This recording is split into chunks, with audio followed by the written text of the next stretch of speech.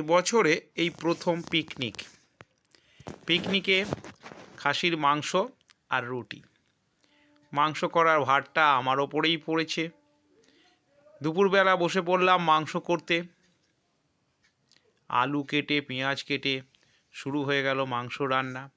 আলু ভাজা, পেঁয়াজ ভাজা এসব করে মাংসটাকে কষাতে লাগলাম মশলা দিয়ে। কষিয়ে কষিয়ে রান্না করতে আমার বেশ ভালোই লাগে, আর করলে টেস্টও হয়। যাই হোক, কষাতে কষাতে অনেক সময় চলে গেল। আজকে দুপুরে আর বিশ্রাম করা হলো না। মাংস কষিয়ে কষিয়ে তারপর সেটাকে কুকারে দিয়ে দিলাম। কুকারে একটা সিটি দিয়ে নামিয়ে নিলাম। তারপরে স্যালাড তৈরি করলাম।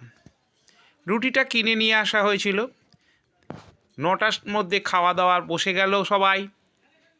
3 ঘন্টার রান্না আর আধ ঘন্টার মধ্যেই তা শেষ হয়ে গেল।